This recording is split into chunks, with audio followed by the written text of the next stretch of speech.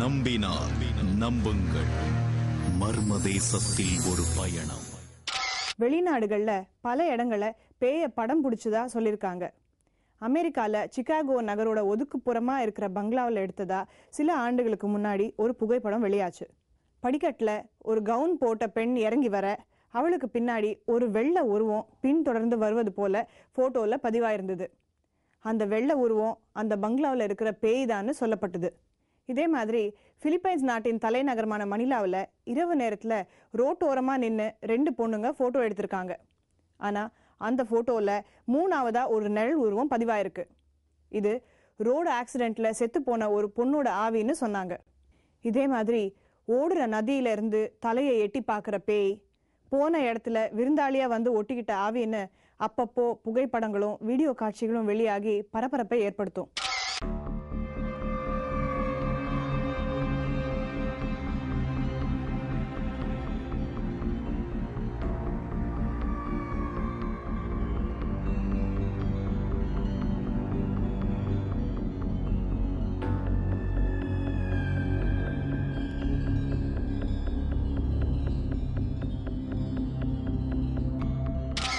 நம்ம பகுதியிலையும் அப்படி ஒரு பேய நம்ம கேமராவிலையும் படம் பிடிக்க முடியும்னு ஒருத்தர் சொன்னாருங்க. என்ன ஆச்சரியமா இருக்கா? இதே ஆச்சரியத்தோட நம்ம குழுவும் அந்த நபரை போய் சந்திச்சாங்க. நம்பிக்கைகள், திகில் நிகழ்வுகள், நடந்தவை நிஜமா, மனதின் கற்பனையா?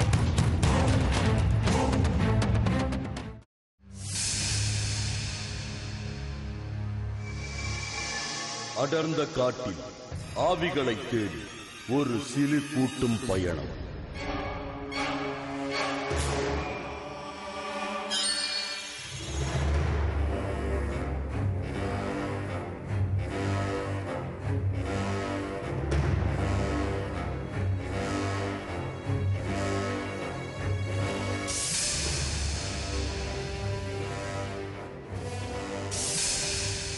ஆவிகள் பற்றிய சர்ச்சைகளும் அதை பற்றிய நம்பிக்கைகளும் எத்தனையோ ஆண்டுகளாக தொடர்ந்து கொண்டுதான் இருக்கின்றன.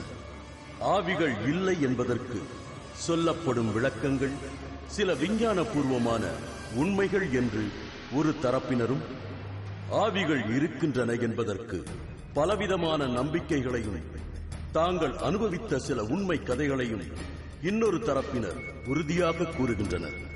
நகர்ப்புறங்களை விட கிராமங்களில்தான் ஆவிகள் பற்றிய நம்பிக்கைகள் அதிகமாக உலவுகின்றன. பெரும்பாலும் பெண்களை மட்டுமே பேய்கள் பிடிப்பது பற்றி உளவியல் ரீதியாக பல காரணங்கள் சொல்லப்படுகின்றன.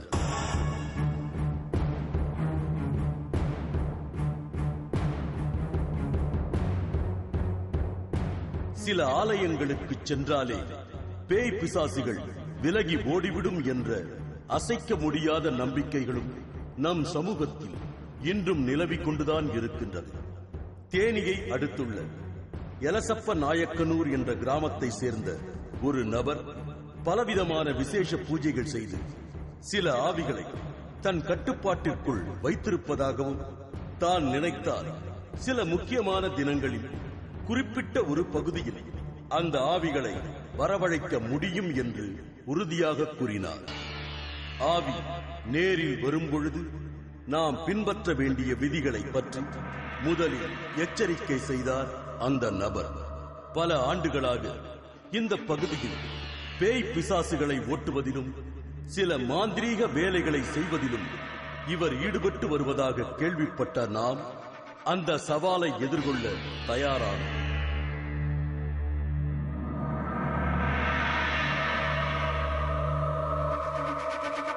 ஆவிகள் இருக்கின்றதோ இல்லையோ, ஆனால் அந்த ஆவியை நேரில் காண செல்வதற்காக நாம் கடந்து சென்ற பாதைகளும் நாம் சந்தித்த சில அதிர்ச்சிகரமான நிமிடங்களும் உண்மையானவை. எலசப்ப நாயக்கனூர் கிராமத்திலிருந்து பல கிலோமீட்டர் தொலைவில் உள்ள மேகமலை என்ற பகுதி.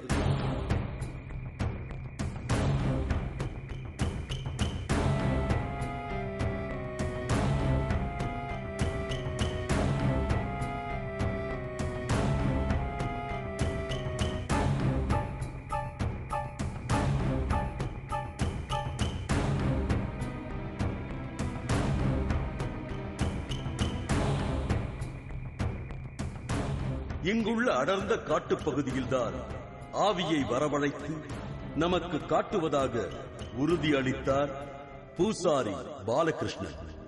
ஆவியை காண செல்வதற்கு முன்பு பலவிதமான பூஜைகளை ஆங்காங்கே செய்த பின்புதான் நமது பயணத்தை தொடங்க முடியும். இல்லை என்றால் அந்த பயணம் உயிர் பலியை ஏற்படுத்திவிடும் என்று எச்சரித்தார் பூசாரி. நடு இரவு 12 மணிக்கு சரியாக மேகமலையை அடைந்தால் போதும் என்றும், 1-2 பேர்களாக இல்லாமல் பல பேர்கள் சேர்ந்த ஒரு குழுவாக செல்வதுதான் நமக்கு நல்லது என்றும் பயணத்தை பற்றி விவரிக்கும் போதே லேசான பதட்டம் நமக்குள் பற்றிக் கொண்டது. அந்த திகிலான நடு இரவு பயணத்துக்கு பல மணி நேரம் இருப்பதால் அந்த இடைப்பட்ட நேரத்தில் நீண்ட காலமாக ஆவிகளை விரட்டுவதிலும் விசேஷ பூஜைகள் செய்வதிலும் ஈடுபட்டு வரும் ஒரு நபரை சந்தித்தோம். ஆவி பிடித்தவர்களை எளிதாக அடையாளம் காண முடியும் என்று தனது அனுபவங்களை முதலில் பகிர்ந்து கொள்ள ஆரம்பித்தார். நான் சந்தித்த பெண் காலேஜில் படிக்கக்கூடிய ஒரு மாணவி. அந்த பிள்ளைக்கு மனநிலை பார்த்துருக்குன்னு ஆஸ்பத்திரியில் வச்சுருக்கிறாங்க. அந்த ஆஸ்பத்திரிக்கு என்னை கூட்டிகிட்டு போகிறாங்க. சாமி வேறு மாதிரி சொல்கிறாங்க, நீங்கள் வந்து பாருங்கள், இது செய்வன கோளாறு மாதிரி இருக்குன்னு சொல்கிறாங்க. என்னை சரவணன் சொல்லி ஒரு நண்பர் கூட்டிகிட்டு போகிறார். நான் அங்கே போகும்போது அந்த கேட்டில் இருக்கக்கூடிய வாட்ச்மேனுக்கு வந்து பாண்டி முனிங்கிறவர் வந்து இறங்குவார். அவர் அந்த பொண்ணை கூட்டிகிட்டு வரும்போது அவருக்கு அந்த பாண்டி ஸ்பிரிட் வந்து அட்டாக் பண்ணி, இந்த பிள்ளைக்கு ஒன்றும் செய்வன கோளாறுலாம் இல்லை, பேய் பிடிச்சிருக்குது, யாராவது சாமியாரை வச்சு விரட்டுங்க, இதுக்கு பைத்தியம்லாம் கிடையாது. அவர் அந்த கேட்லேயே விரட்டுறார். அதெல்லாம் மீறி அவங்க உள்ளே கொண்டு போயிடறாங்க. உள்ளே கொண்டு போன பிறகு அந்த பொண்ணை வச்சு அங்கே ட்ரீட்மெண்ட் நடக்குது. அவங்க எல்லாம் செக்அப் பண்ணுறாங்க. எல்லாத்துக்கும் பண்ணிக்கிட்டு இருக்கும்போது என்னை வந்து கூட்டிகிட்டு போகிறாங்க. அந்த பொண்ணு அங்கே சொல்லுது, கேரளாவிலேருந்து மை வச்சு பேய் விரட்ட ஒருத்தன் வர்றான், அவன்லாம் வந்து என்னை ஒன்றும் பண்ண முடியாது, நான் அவனோட பெரிய ஆளெல்லாம் பார்த்துருக்கிறேன் அப்படின்னு சொல்லி அந்த பிள்ளை அங்கே பேசுது. அவங்களுக்கு ஒன்றுமே புரியலை. இவர் பாஸ்கர் சாமின்னு சொன்னாங்க, யோகின்னு சொன்னாங்க, ஏதோ கேரளாக்காரர் மை வச்சவர் வரான்னு சொல்கிறாங்களே அப்படின்னு சொல்லி அவங்க பேசிக்கிட்டு இருக்கும்போது நான் அங்கே போயிடுறேன். சராசரி மனிதர்களின் நடவடிக்கையில் இருந்து ஆவி பிடித்தவர்களின் நடவடிக்கை மிகவும் வித்தியாசமாக இருக்கும் என்றும் சொல்லப்படுகிறது. அந்த பொண்ணு 5 நிமிஷம் பேசினேன். அந்த பொண்ணு அப்படி என்னை முறைச்சி இப்படி பார்க்குது. நீ எல்லாம் என்ன பண்ணிடுவேன் என்ன அப்படின்னு கேட்டுச்சு. ஒன்றும் பண்ணலாமா, உன்னை சரி பண்ணிடலாம், நீங்கள் கூட்டிகிட்டு வந்துருங்கம்மா வீட்டுக்கு. ஒன்றும் இல்லை, இந்த பிள்ளைக்கு வந்து ஒரு ஸ்பிரிட் அட்டாக் பண்ணியிருக்குது. அதாவது ஒரு இறந்து போன ஆன்மா ஒரு உடம்புக்குள் வந்துட்டால் அவங்களால மயக்க மருந்து கொடுத்தா கூட தூங்க மாட்டாங்க. ஃபர்ஸ்ட் நம்ம தெரிஞ்சுக்கலாம். பொதுவாக ஆவிகள் பிடிப்பவர்களை சாட்டையால் அடிப்பது, தலைமுடியை கத்தரித்து மரத்தில் ஆணியால் அடிப்பது என்று பலவிதமான சித்திரவதைகளை அனுபவிப்பார்கள். ஆனால் பேய் பிடித்தவர்களை துன்புறுத்தாமல் வெறும் மந்திரங்களை சொல்லிக் கூட விரட்ட முடியும் என்பது இவரது கருத்து. அப்போ அந்த பொண்ணை கூட்டிகிட்டு வந்து நான் அந்த பூஜை பண்ணி, எங்களுக்கு அந்த மந்திரம் இருக்குது, அந்த மந்திரத்தை 1008 முறை நாங்கள் சொல்லி பூவை எடுத்து அது ஒரு பொம்மை செய்து அந்த பொம்மை மேலே போட்டுகிட்டே இருப்போம். வேறு எதுவும் சத்தமே இருக்காது. மந்திரத்தை மட்டும் மனசில் சொல்லி பூவை போட்டு இருப்போம். அவங்க சமயத்தில் ஒரு எந்திரம் போட்டு அதை உட்கார வச்சுருப்பேன். அந்த பொண்ணு கொஞ்சமாக ஒரு 500 ஆகும் பொழுது அந்த உள்ளே இருக்கிற ஸ்பிரிட்டுக்கு வந்து வெளியே வர்றதுக்கான வேலை தொடங்கும். அப்போ அந்த பொண்ணு ஒரு சத்தம் போட்டா, நீங்கள் வந்து சாமி நல்ல மனுஷர், என்னை அடித்து கிடிச்செல்லாம் தொந்தரவு பண்ணலை, மற்றவங்களாம் பேய் விரட்டுறோம்னு சொல்லி அடித்து தொந்தரவு பண்ணுவாங்க, நீங்கள் எதுவுமே செய்கிற, நீங்கள் ஒரு பொம்மை செஞ்சு வச்சுருக்கிறீங்க, ஏதோ ஒரு மந்திரம் சொல்கிறீங்க, நீங்கள் மந்திரம் சொல்ல ஆரம்பிச்சோன்னே எனக்கு இந்த உடம்புக்குள்ளே நிற்க முடியல, அது என்னன்னு எனக்கு புரியலை அப்படின்னு சொல்லிட்டு அப்புறம் அந்த பொண்ணோட பேசும்பொழுது இவ்வளவு விவரங்களையும் அந்த பொண்ணு சொல்லுது. நாங்கள் ஒரு உடம்பை தேடுவது, நாங்கள் விருப்பப்பட்ட இந்த உலகத்தில் வாழ்ந்துருக்கிறோம், இரவும் பகலுமா இருக்கிறத பார்க்க முடியல, ஒரே இருட்டாக இருக்கே அப்படின்னு இந்த உடம்புக்குள்ளே வர்றோம், நம்ம ஆசைப்பட்டதை சாப்பிடணும்னு விருப்பம், இப்படி தான் சாமி நாங்கள் இந்த உடம்புக்குள்ளே வந்து இந்த மாதிரி செஞ்சுக்கிட்டு இருக்கிறோம், நான் போயிட்டு வரேன், எனக்கு ஒன்றும் வேண்டாம், நான் சாகும்போது கலர் குடிக்கணும்னு ஆசைப்பட்டேன், ஒரு கலர் மட்டும் எனக்கு வாங்கி கொடுங்க சாமி அப்படின்னாங்க. அந்த அம்மாவுக்கு ஒரு பவுண்டோ கலர் வாங்கி கொடுத்தோம். குடிச்சிக்கிட்டு இருக்கும்போது அந்த ஆன்மா அப்படியே கீழே விழுந்து பிரிஞ்சு போயிருச்சு. திருவண்ணாமலை அருகேயுள்ள கைலாச மலையில் தவம் இருந்தபோது இவருக்கு பல நடுங்க வைக்கும் அமானுஷ அனுபவங்கள் கிடைத்திருக்கின்றன. நம்பினார் நம்புங்கள்.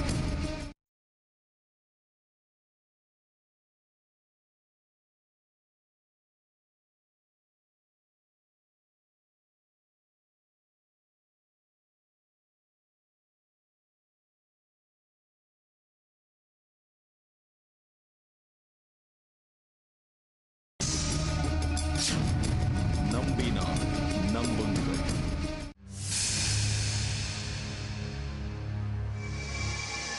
அடர்ந்த காட்டில் ஆவிகளை தேடி ஒரு சிலிர் கூட்டும் பயணம்.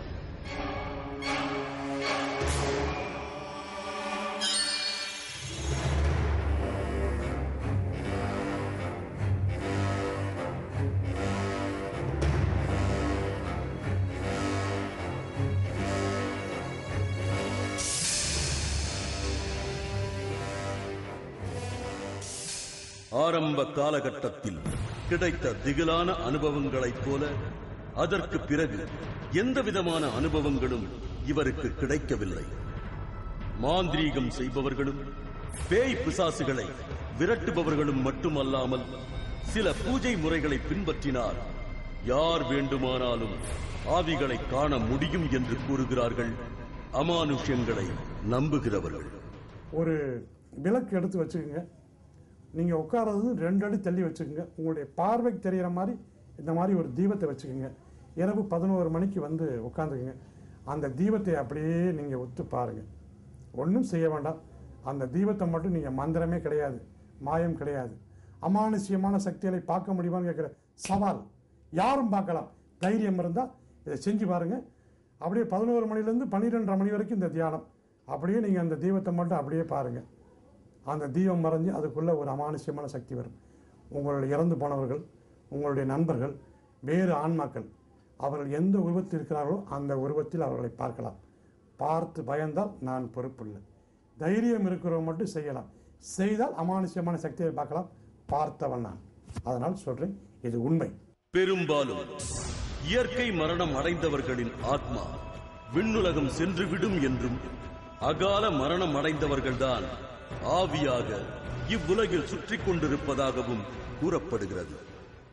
ஆன்மீகத்தில் அதிக ஈடுபாடு உள்ளவர்களையும் தொடர்ந்து தியான பயிற்சிகள் செய்பவர்களையும் ஆவிகள் நெருங்குவதில்லை என்றும் கூறப்படுகிறது.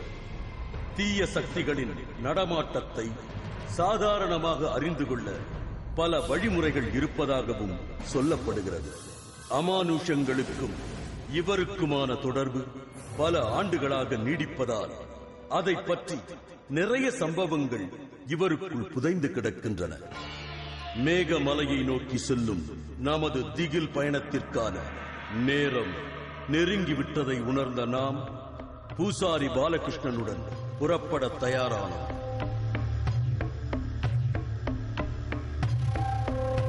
தரையில் இருந்து மணலை எடுத்து நமது குழுவை சேர்ந்த ஒவ்வொருவர் கையிலும் பூசாரி கொடுத்தார். தரையில் இருந்த மணல் நமது கைக்கு வரும் பொழுது விபூதியாக மாறியது. எப்படி என விளங்கவில்லை.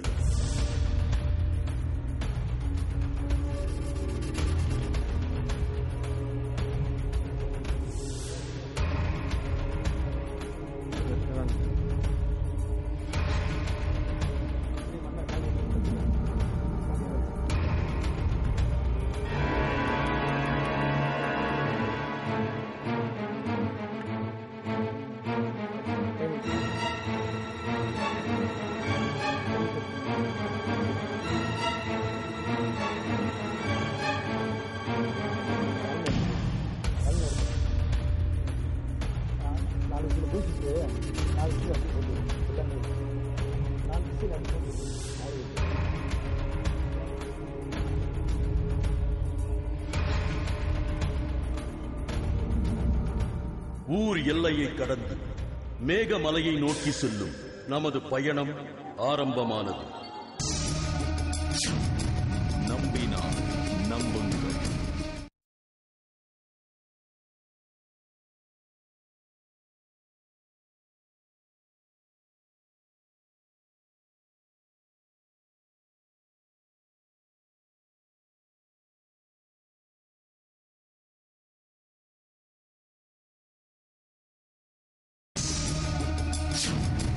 நம்பினார் நம்புங்கள்.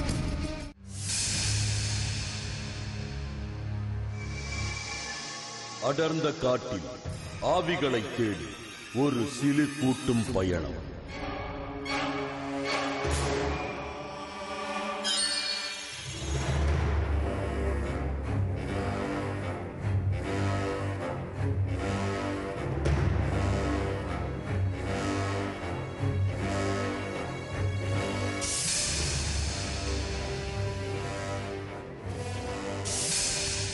எல்லையை கடந்து மேகமலையை நோக்கி செல்லும் நமது பயணம் ஆரம்பமானது.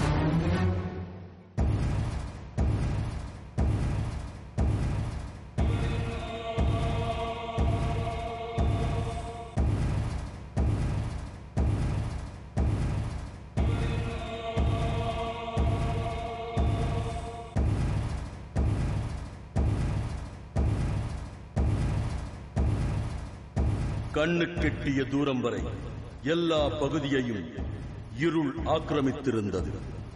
நாம் நடந்து செல்லும் சப்தத்தை தவிர வேறு எந்த விதமான சப்தங்களும் அங்கு நமக்கு கேட்கவில்லை.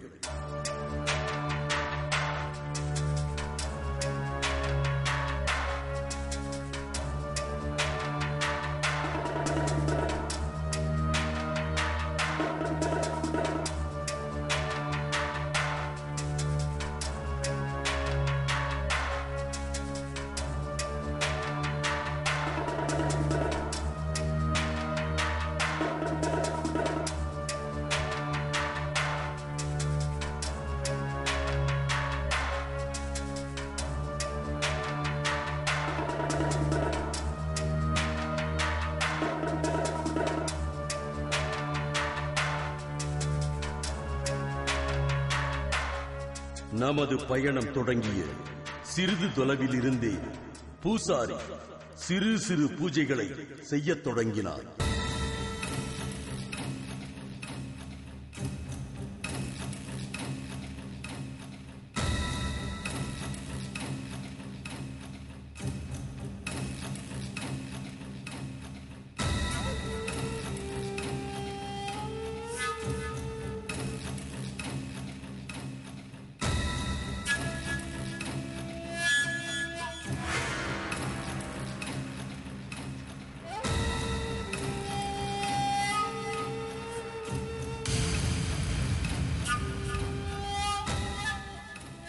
சிறிது தூரம் நடந்து சென்ற பின்பு தரையில் அமர்ந்து சில மந்திரங்களை உரக்க ஓதினார்.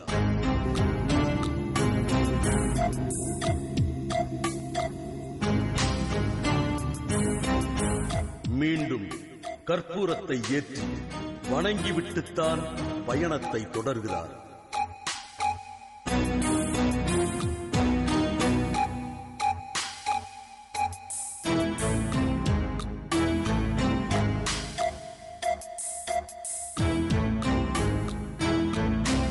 மேகமலை அடிவாரத்தை நெருங்கும் பொழுதே பயணிப்பதற்கான பாதைகள் நமக்கு சரியாக தென்படவில்லை.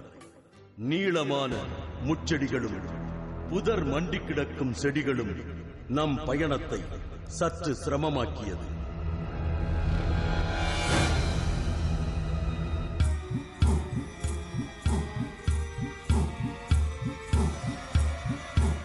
கையில் இலையை வைத்திருந்த பூசாரி சில மந்திரங்களை தொடர்ந்து உச்சரிக்க ஆரம்பித்தார். ஓம் பீமா சக்தி ஓம் பீமா சக்தி ஓம் ஸ்ரீம் கிரீம் மகாயம் ஓம் பீமா சக்தி ஓம் பீமா சக்தி ஓம் ஸ்ரீம் கிரீம் மகாயம் ஓம் பீமா சக்தி ஓம் பீமா சக்தி ஓம் ஸ்ரீம் கிரீம் மகாயம். மந்திரங்களின் இடையே ஓம் காளி என்ற வார்த்தையை மட்டும் உரக்க உச்சரித்தார். ஓம் காளி ஓம் காளி ஓம் காளி. நிசப்தமான அந்த இருள் சூழ்ந்த மேகமலை பகுதியின் நிசப்தத்தை கலைத்தது பூசாரியின் குரல். மேகமலை அடிவாரத்தை நாம் நெருங்கிய போது ஒரு குறிப்பிட்ட தூரத்தில் நம்மை நிற்க வைத்துவிட்டு பூசாரி மட்டும் சற்று தொலைவில் சென்றார். தன் கட்டுப்பாட்டிற்குள் உள்ள ஆவியை வரவழைப்பதற்கான முயற்சிகளில் ஈடுபடத் தொடங்கினார்.